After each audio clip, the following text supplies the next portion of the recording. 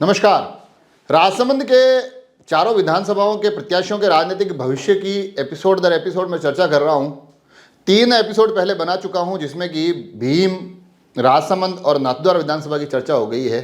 आज चर्चा चौथी सीट की, चर्चा कुंभलगढ़ की, जो इस बार बड़ी फंसी हुई सीट माना जा रहा है। कहा जा रहा है कि मुकाबला कड़ा हुआ है और अंतर बहुत कम रहने वाला है। वो कम अंतर किसके पक्ष में जाएगा ये पता नहीं, मगर परिणामों के बाद क्या स्थितियां रहेगी, नेताओं का राजनीतिक भविष्य इन परिणामों से कितना प्रभावित होगा, उस पर चर्चा हम जरूर इस एपिसोड में करने वाले हैं। और सबसे कमाल की बात यह है कि जहां एक और 1993 से कुंभलगढ़ की राजनीति में भारतीय जनता पार्टी का चेहरा बने हुए सुरेंद्र सिंह राठौड़ फिर से भारतीय जनता पार्टी प्रत्याशी के तौर पर मैदान में हैं, तो उनके सामने अपना पहला चुनाव लड़ रहे योगेंद्र सिंह परमार हैं। हालांकि उनका परिवार राजनीतिक रूप से काफ़ी लंबे समय से सक्रिय है। उनके पिता पूर्व में विधायक रह चुके हैं, 3 चुनाव लड़े हैं, 2 हारे और 1 जीते हैं। मगर कहा यह जा रहा है कि इस बार इन दोनों के साथ साथ इस सीट पर सबसे ज़्यादा नज़रें अगर किसी पर होगी तो वो निर्दलियों पर होगी।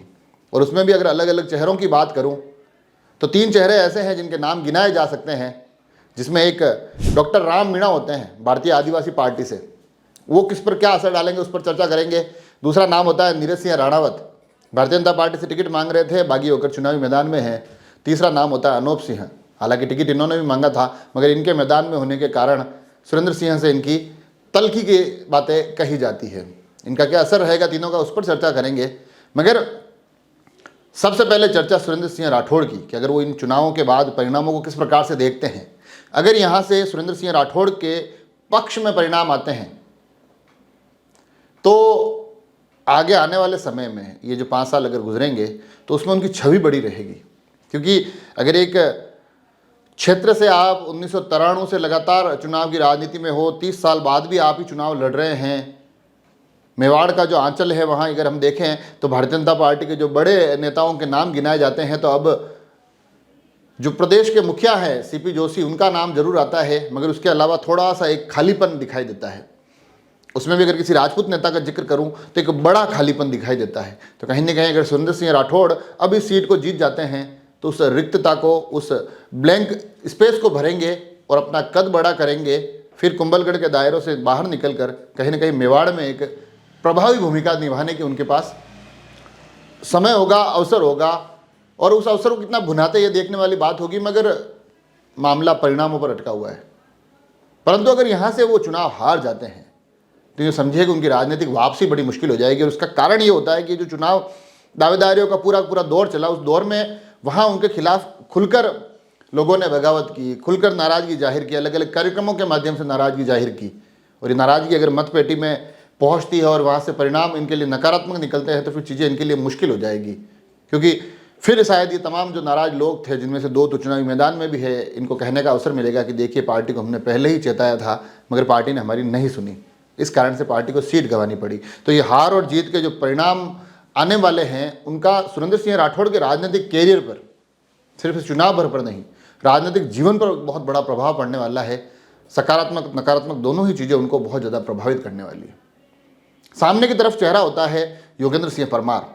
यकीन मानिए, भले पहला चुनाव लड़ रहे हो, कहने को उनके लिए तमाम राजनीतिक अवसर उपलब्ध हो, बड़ी लंबी उम्र कही जा सकती है कि आगे राजनीति के लिए पड़ी है, मगर ये चुनाव उनके लिए भी राजनीतिक भविष्य को तय करने वाला चुनाव है। क्योंकि उनका भले ही पहला चुनाव हो, उनके परिवार में ये चौथी बार अवसर दिया गया। पूर्व में 3 बार इनके पिताजी को अवसर दिया गया और इस बार जो सबसे ज़्यादा नाराज़गी कांग्रेस के अलग दावेदारों में थी, जिसके बाद सूरज सिंह तो पाला छोड़कर चले गए, उस नाराज़गी में बार बार यही कहा जा रहा था कि लगातार एक ही परिवार को अवसर दिया जा रहा है। 8 में जीते मगर उसके बाद हार भी देखनी पड़ रही है।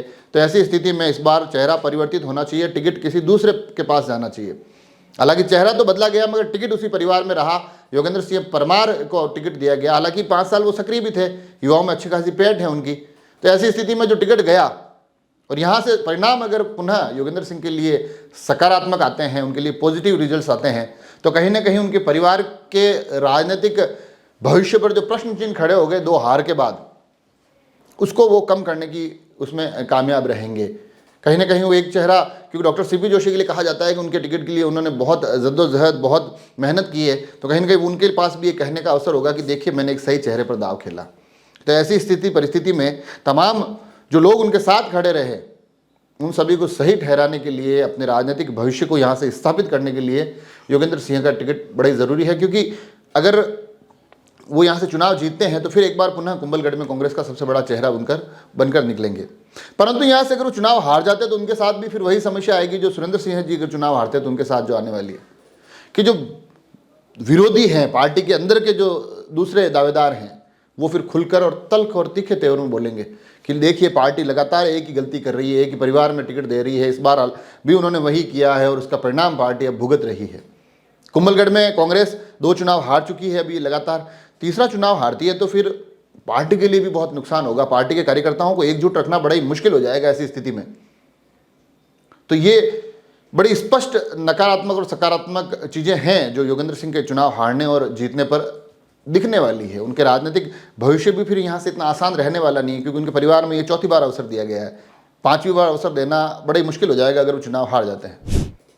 और जो मैंने 3 निर्दलियों के नाम गिना है, उन 3 निर्दलियों की बात करूँ, मगर उससे पहले थोड़ा सा मैं आपको कुंभलगढ़ आमेर जो विधानसभा है इसका हल्का सा राजनीतिक मिजाज समझाता हूँ। ये क्षेत्र मुख्य तौर पे 3 भागों में बटा हुआ है। एक केलवाड़ा कुंभलगढ़ का क्षेत्र है, फिर चारभुजा का क्षेत्र है जिसे मध्य का क्षेत्र कहा जा सकता है, और फिर आमेर।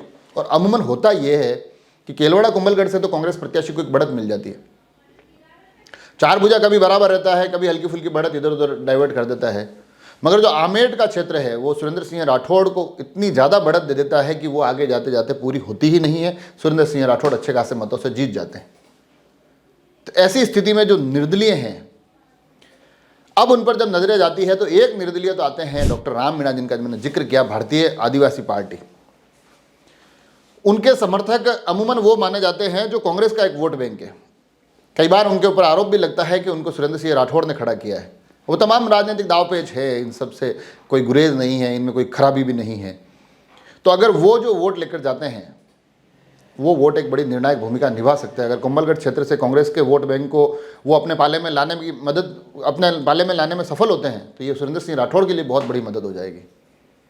और वो इसलिए होता दिखता भी है कई बार क्योंकि भारतीय आदिवासी पार्टी, चाहे बाप कह दीजिए चाहे फिर बीटीपी की बात कर लीजिए, इनका जो वोट बैंक है इसको हार जीत से कोई ज़्यादा फर्क नहीं पड़ता है।